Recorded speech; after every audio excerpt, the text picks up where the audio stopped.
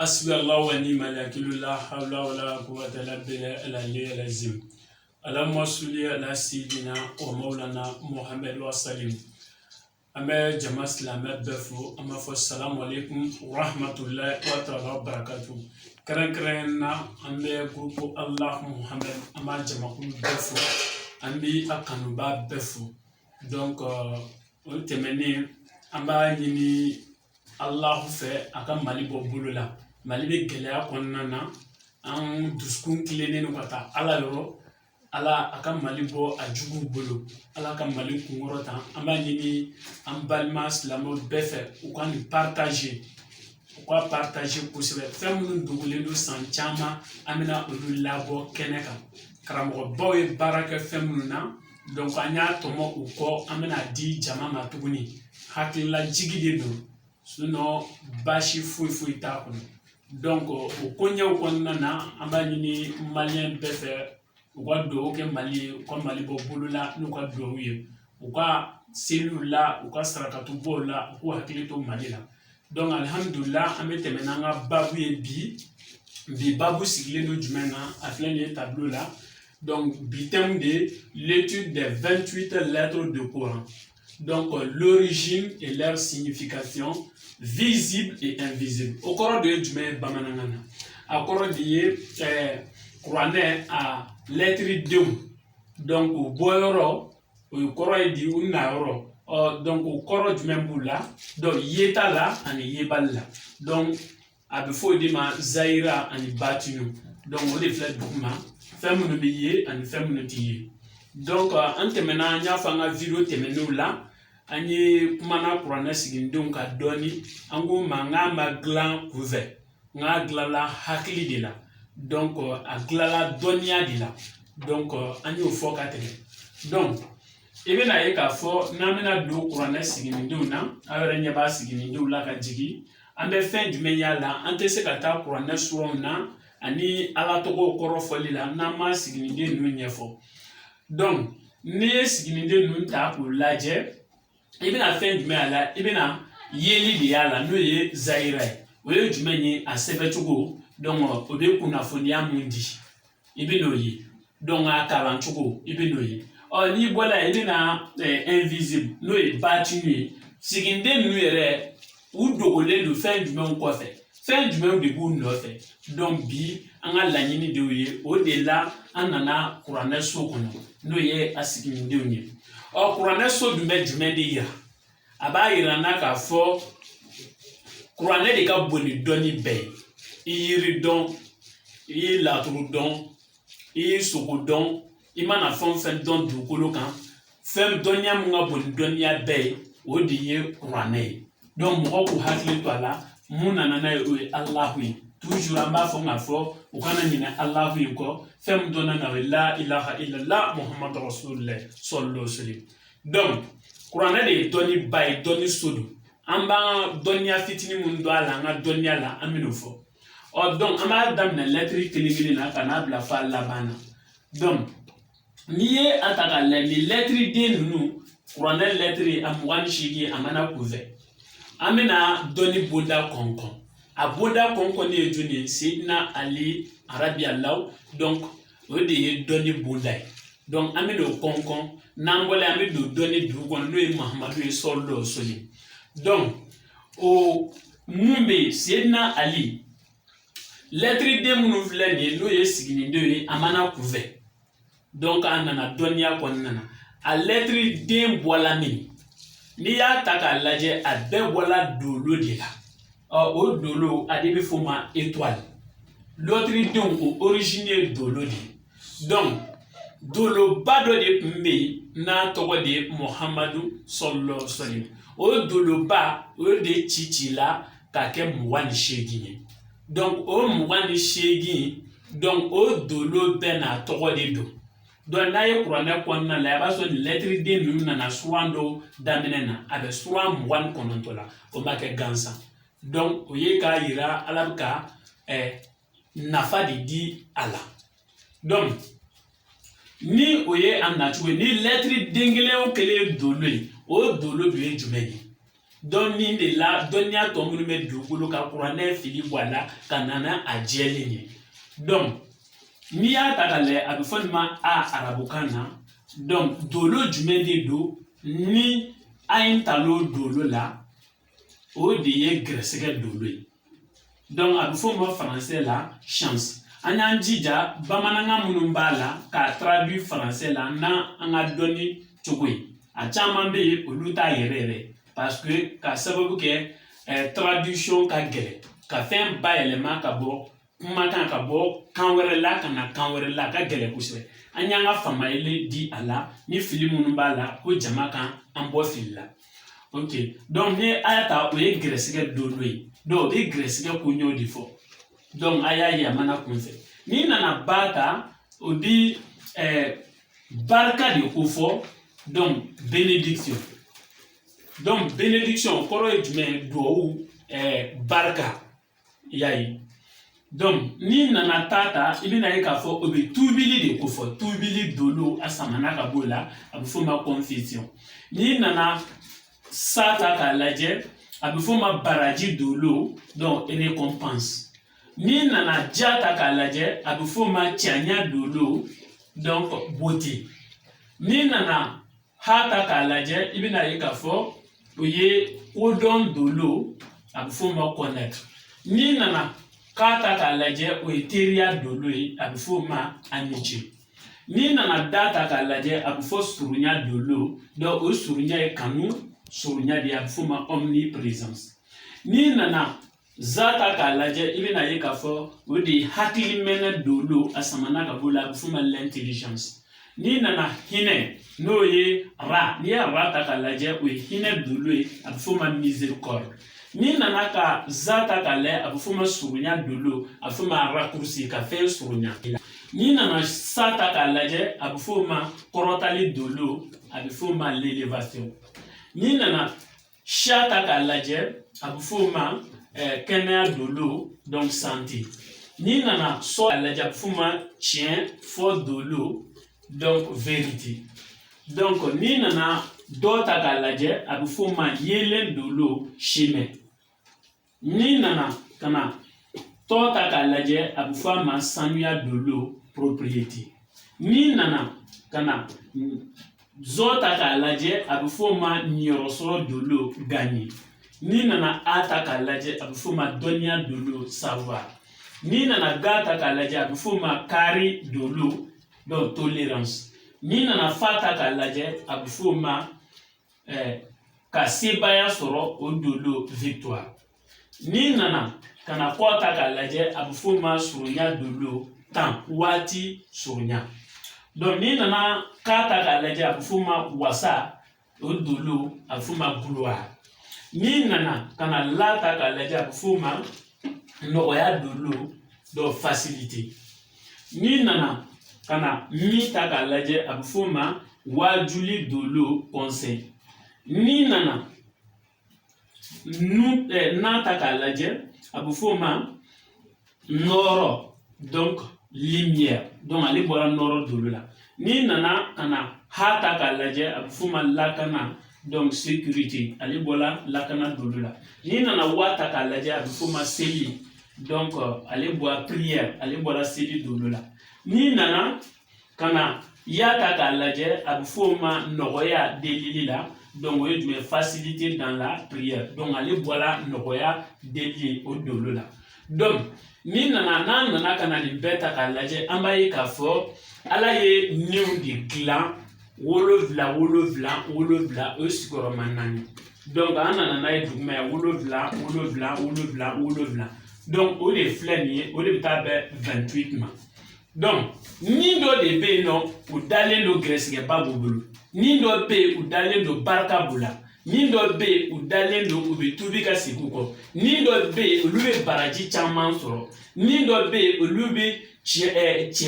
cɛɲa de b'olu bolo ni dɔ bɛ yen ko dɔn b'olu bolo ni dɔ bɛ yen i b'a sɔrɔ teriya de b'olu bolo ni dɔ bɛ yen i b'a sɔrɔ surunya b'u bolo ni dɔ bɛ yen hakilimɛnɛ b'u bolo ni dɔ bɛ yen i b'a sɔrɔ hinɛ b'u bolo ni dɔ bɛ yen i b'a sɔrɔ surunya b'u bolo ni dɔ bɛ yen i b'a sɔrɔ kɔrɔtali b'u bolo ni dɔ bɛ yen i b'a sɔrɔ kɛnɛya b'u bolo ni dɔ bɛ yen i b'a fɔ tiɲɛ b'u bolo ni dɔ bɛ yen i b'a sɔrɔ yelen b'u bolo ni dɔ bɛ yen i b'a sɔrɔ surunya b'u bolo ni dɔ bɛ yen i b'a sɔrɔ ninyɔrɔ sɔrɔ caman b'u bolo ni dɔ bɛ yen i b'a sɔrɔ dɔnniya b'u bolo ni dɔ bɛ yen i b'a sɔrɔ kare b'u bolo ni dɔ bɛ yen i b'a sɔrɔ ka se sɔrɔ o b'olu bolo ni dɔ bɛ yen i b'a sɔrɔ surunya b'u bolo ni dɔ bɛ yen i b'a sɔrɔ wasa b'u bolo ni dɔ bɛ yen i b'a sɔrɔ nɔgɔya b'olu bolo ni dɔ bɛ yen i b'a sɔrɔ wajulu bɛ olu bolo ni dɔ bɛ yen i b'a sɔrɔ olu ye nɔrɔtigiw ye ni dɔ bɛ yen i b'a sɔrɔ lakana b'olu bolo ni dɔ bɛ yen i b'a sɔrɔ seli b'olu bolo ni dɔ bɛ yen i b'a sɔrɔ delili ka nɔgɔ olu ma donc a ma sigi kunfɛ a sigila dɔnniya la donc nin de y'o ye n'o ye kuranɛ siginidenw ye donc n'an bɔra yen an bɛ na donc ka waati contrôler fɛn kitabu mun nana n'a ye dɔnniya mun nana n'a ye ka waati bɛɛ contrôler o de ye kuranɛ ye donc o kuranɛ an b'a fɔ ma temps donc o temps kɔnɔ kuranɛ kɔnɔna na kalo a tilala kalo 12 ye o kalo 12 ka se ka waati kow dɔn ka contrôler donc o nana kuranɛ kɔnɔ o nana dɔnniya wɛrɛw la donc o dɔnniya wɛrɛ ninnu a nanen o la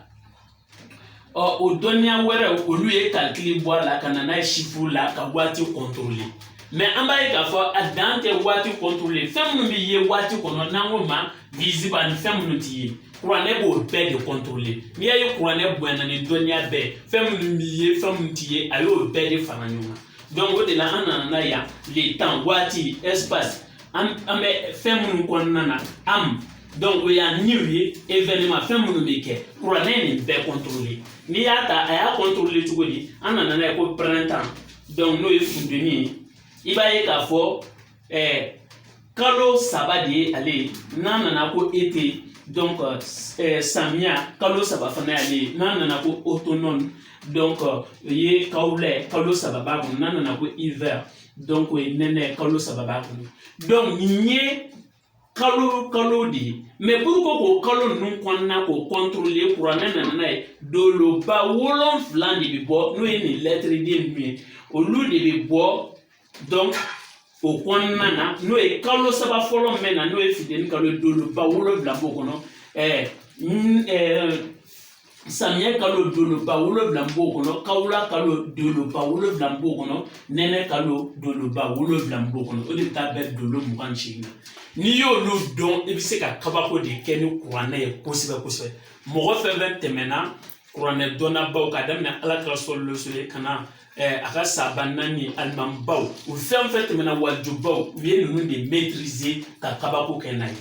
n'an y'a ta k'a lajɛ Mali kɔnɔ yan an bɛ foli lase an karamɔgɔ dɔ ma Ala ka hinɛ la ka dayɔrɔ suma u b'a fɔ a ma Bɛlɛkɔ Karimu mɔgɔ min bɛ dolo maîtriser kuranɛ kɔnɔna na a tɔgɔ tun ye ko Bɛlɛkɔ Karimu Ala ka dayɔrɔ suma donc ale de tun bɛ ni dolo dɔn kosɛbɛ a ye kabako caman de kɛ ni dolo ye a ye yeli caman de kɛ ni dolo ye donc alhamdulillah an bɛ a n'a ka kalandenw bɛɛ fo ka karamɔgɔw bɛɛ fo k'an ta ye hakili lajigi donc nin de kan ka dɔn adamadenw fɛ o la i b'i wasa don kuranɛ na kosɛbɛ kuranɛ dɔnni t'a ɲɛ n'i ye dɔnni dɔ bila i hakili la ɲɛ c'est que i tɛ kuranɛ dɔn a bɛ dɔnniya bɛɛ de sanfɛ ale jigila Alakira ka sɔli waaw fɛ donc o kɔrɔ ye jumɛn ye a jigila kan donc message fɛ n'an bɔra yen an bɛna fɛn min d'a kan an bɛna fayida di lettre den kelen na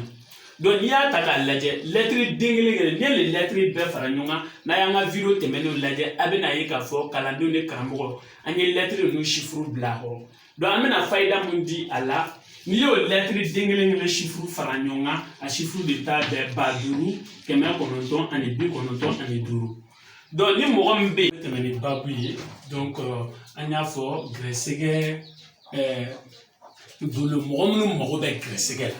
e gɛrɛsɛgɛ de datugulen don e gɛrɛsɛgɛ de sirilen don e tɛ ko ɲɛ bɛ i ka gɛrɛsɛgɛ la donc o tigilamɔgɔw u kan ka mun kɛ donc an bɛ segin a kan 5995 donc u b'o de bɔ ni n'o ye lettre A ye u b'a bɔ o chiffre la donc a nasi b'o la i b'a ko k'a min donc i bɛ tila k'a zikiri fo nin chiffre la n'i ye dumuni o kan i gɛrɛsɛgɛ tɛ siri i bɛ gɛrɛsɛgɛ ba sɔrɔ donc i gɛrɛsɛgɛ nɔgɔlen bɔ n'o tɛmɛna an bɛ na ba la donc mɔgɔ minnu bɛ yen n'u ka fɛnw bɛ tiɲɛ ni gɛrɛsɛgɛw bɛ tiɲɛ o mana ko minnu daminɛ a bɛ tiɲɛ mana fɛn o fɛn kɛ a tɛ laban donc i bɛ ba ta i b'a bɔ nin chiffre de la n'o ye 5995 i b'a ko k'a min i b'a zikiri i b'a ye o bɛ jɔ kuranɛ a ma na gansan donc mɔgɔ minnu bɛ yen n'o ye ta ye mɔgɔ minnu bɛ yen tubili dolo n'u o bɛ yen u bɛ ko dɔ kɔnɔ u tɛ se ka tubi ka bɔ a la a ka d'u ye ka tubi ka bɔ a la u dɛsɛlen don sitanɛ bolo donc i bɛ taa de sɛbɛn nin chiffre la n'i y'a sɛbɛn nin chiffre la i b'a ko k'a min k'a zikiri i bɛ tubi ka bɔ o ko kɔnɔ ka na ala ka sira kan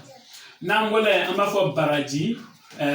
dolo mɔgɔ minnu bɛ yen n'u bɛ fɛ ka baraji ba sɔrɔ u ka fɛnw na u ka se ka sankɔrɔta ba sɔrɔ ka baraji sɔrɔ donc k'u ka sa de sɛbɛn nin chiffre la k'a nasi min k'a ko donc k'a zikiri i bɛ na ye k'a fɔ i bɛ baraji ba sɔrɔ o tɛmɛnen donc an bɛna cɛɲɛ dolo la mɔgɔ minnu bɛ yen n'u u bɛ fɛ ka daraja sɔrɔ n'a fɔra cɛɲɛ daraja ba sɔrɔ u ka kow ka ɲɛ u bolo donc u bɛ nin de nasi bɔ nin chiffre la u b'a ko k'a min k'a zikiri k'a la donc i b'a ye k'a fɔ u bɛna cɛɲɛ ba sɔrɔ mɔgɔ minnu bɛ yen n'u bɛ kodɔn fɛ donc u bɛ fɛ ka ko dɔn kosɛbɛ donc n'o ye kodɔn dolo ye n'o ye ha ye i b'a bɔ nin chiffre la donc i b'a ko k'a min i b'a zikiri kɛ donc i bɛna ko caman dɔn donc wala ye teriya mɔgɔ minnu bɛ fɛ ka relation sɔrɔ ka teriya sɔrɔ u ni ala cɛ u ni danfɛn wɛrɛw cɛ donc u ka teriya ba sɔrɔ donc o b'a bɔ nin chiffre la k'a ko k'a min donc k'a zikiri kɛ donc o tɛmɛnen surunya fɛn minnu bɛ yen n'o ka jan mɔgɔ minnu na donc n'u bɛ fɛ a fɛn ka k'u kɔrɔ badabada misali la wari ka k'i bolo badabada gɛrɛsɛgɛ ka k'i bolo badabada fɛn minnu kan ka k'i bolo badabada donc i bɛ da in de nasi bɔ nin chiffre la donc i bɛ sɔrɔ k'a min k'a ko k'a zikiri donc o tɛmɛnen ka bɔ yen mɔgɔ minnu bɛ fɛ u ka hakilimɛnɛ sɔrɔ n'o ye za dolo ye donc u ka intelligence sɔrɔ hakilimɛnɛ hakili dayɛlɛ donc mɔgɔ minnu bɛ yen hakili gerennen don hakili u tɛ se ka fɛn faamuya donc u bɛ nin chiffre bɔ ale la donc k'a ko k'a min donc k'a zikiri kɛ mɔgɔ minnu bɛ yen n'u bɛ fɛ ka hinɛ sɔrɔ n'o ye diɲɛ hinɛ dɔɔnin ye diɲɛ hinɛw n'i bɛ fɛ k'o sɔrɔ i bɛ nin chiffre bɔ donc n'o ye a i b'a chiffre bɔ na k'a ko k'a min k'a zikiri mɔgɔ minnu bɛ yen n'u bɛ fɛ ka surunya dolo donc fɛn dɔ surunya u la fɛn dɔ surunya u la fɛn minnu yɔrɔ ka jan u la par exemple i ka mɔgɔ dɔ ta la dugu la i bɛna surunya la i ka fɛn dɔ yɔrɔ ka jan la i bɛna surunya la i bɛ nin de bɔ donc nin chiffre la i b'a ko k'a min i b'a zikiri i bɛna ye k'a fɔ a fɛn bɛ surunya la donc kɔrɔtali dolo n'o ye sa ye mɔgɔ minnu bɛ yen u bɛ élévation kɔ kɔrɔtali kɔ u bɛ kunkɔrɔta kɔ donc u bɛ sa in de bɔ nin chiffre la donc k'a ko k'a min donc k'a zikiri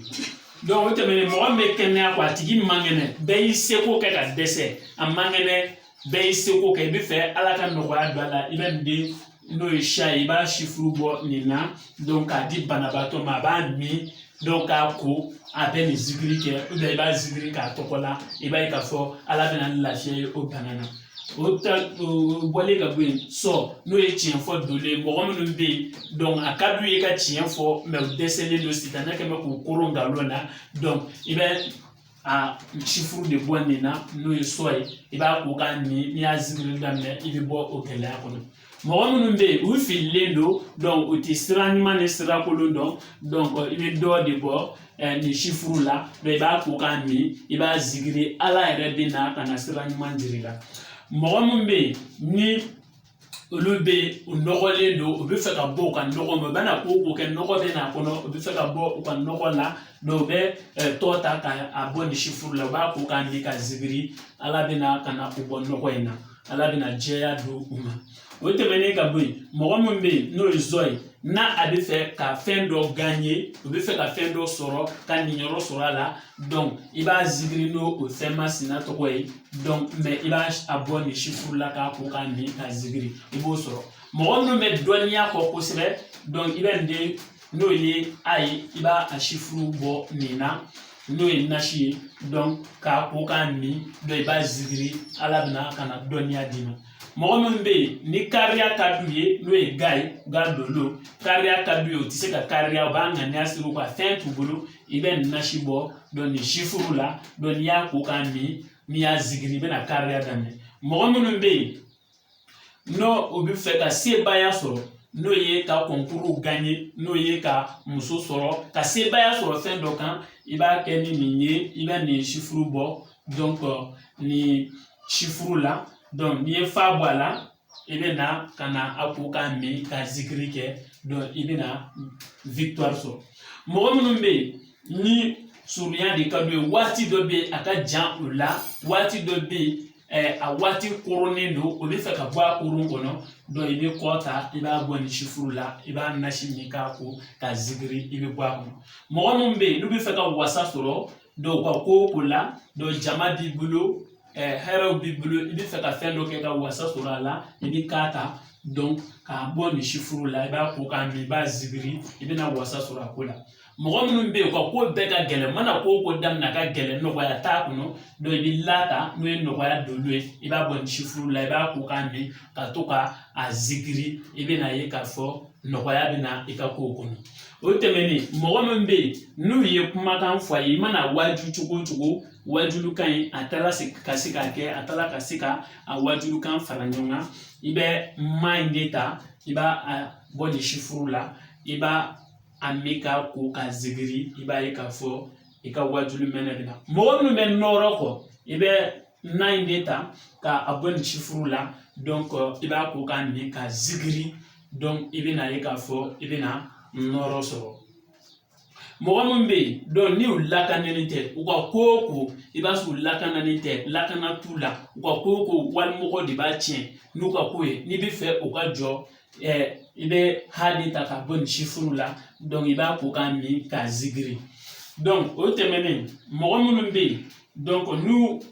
u ka seliw ka fɛgɛ donc u bɛ fɛ u ka seli u ka kɔrɔtaba sɔrɔ seli la u ka tɔgɔ sɔrɔ a la donc u ka seli matarafa i bɛ wa in de ta i b'a bɔ nin sifuru la i bɛ sɔrɔ k'a ko k'a min k'a zikiri i bɛna seli matarafa n'o ye Ala bato ye o tɛmɛnen mɔgɔ dɔw bɛ yen n'o ye ya ye n'o ye delili nɔgɔya delili dolo ye i b'a sɔrɔ u mana Ala wele cogo o cogo o tɛ ka jaabi u mana zikiri kɛ cogo o cogo o tɛ ka jaabi donc n'i y'o ye i bɛ na ya ta donc k'a bɔ nin sifuru la i b'a ko k'a min donc i b'a zikiri i bɛ na ye Ala bɛ na i ka jaabiliw kɛ ni fɛn bɛ ka bali Ala bɛ n'o yir'i la i b'o kɔmasina dabila i b'a ye Ala bɛ jaabiliw kɛ donc n'o o banna nin ye fayida ye a kɔnɔna na fayida min b'a kɔnɔ a tɛ se ka ban an ye fitinin de d'aw ma k'a tɔ to yen donc i b'a ye k'a fɔ bɛɛ bɛ se ka na n'a ka fayida y'a kɔnɔ dɔnni kɔnɔna na parce que kuranɛ de bɛ dɔnni bɛɛ ye n'an bɔra yen an bɛna ye k'a fɔ mɔgɔ minnu bɛ yen n'u bɛ étoile dolo baara u caman bɛ yen u bɛ fili fɔlɔfɔlɔ ye jumɛn mɔgɔ fɔlɔfɔlɔ minnu ye dolo baara u ye kalo de bila dolo place la kalo ye kalo 12 de ye san kɔnɔna na donc kalo 12 de don san kɔnɔna na u y'o remplacer n'o ye k'a fɔ ko doloba 12 donc n'i y'a ta k'a lajɛ kuranɛ nana ka n'o yira n na k'a fɔ dolo tɛ doloba 12 ye n'an bɔra i b'a ye mɔgɔ minnu bɛ laturu kɛ u bɛna fɔ k'a fɔ doloba 16 de bɛ yen donc u y'o fana remplacer ni dolo ye k'a sɔrɔ o tɛ kuranɛ nana ka n'a bɛɛ da kɛnɛ kan kuranɛ ko non a ye minnu fɔ o tɛ donc dolo de ye doloba 28 ye donc u ti jɔ o bɛ munumunu san kɔnɔna na n'o ye kalo in ye kalo fana bɛ munumunu olu kɔnɔna na o ye misaliya suruma ye jumɛn ye i b'a ye sunkalo a bɛ se ka kɛ samiyɛ kɔnɔ a bɛ se ka kɛ tilema kɔnɔ a bɛ se ka kɛ nɛnɛ kɔnɔ o kɔrɔ b'a yira ko silamɛya la kalo ninnu u bɛ munumunu mais tubabu ka jate la kalo tɛ munumunu kalo b'a nɔ na janvier ye nɛnɛ ye waati bɛɛ août ye samiyɛ ye waati bɛɛ maintenant kuranɛ nana k'a fɔ kalo bɛ munumunu doloba ninnu kɔ doloba ninnu fana bɛ munumunu kalo ninnu kɔ donc nin dɔnniya in de b'a yira n na k'a fɔ waati sunkalo mun tɛmɛna samiyɛ kɔnɔ ni den mun bangen'o la ani sunkalo mun tɛmɛna tilema kɔnɔ ni den mun bangen'o la olu tɛ kelen ye wa an bɛna ye k'a fɔ ko mun tɛmɛna bi an bɛ don min na ani ko min bɛna tɛmɛ sini ala de ko Allahu ko o don fo ka taa dugukolo meleke ko don si ni si tɛ kɛ kelen ye donc kuranɛ de b'a fɔ ko yɛlɛma de don o de la Allahu ko yɛlɛma de b'a la mais tɔw ko yɛlɛma t'a la k'a jɔlen don donc nin ye erreur ba de ye an ka dolo karamɔgɔw bolo nin ye erreur ba de ye an ka kalanbaaw bolo fa an ka ninnu walawala k'o dɔn ka bɔ ɲɔgɔn na i b'a ye k'a fɔ i bɛ ko caman dɔn donc nin lahala de tun b'an bolo k'a d'a ma yan'an ka don kuranɛ kɔnɔ donc an b'a fɔ salamu aleykum wa rahmatulahi wa barakatu.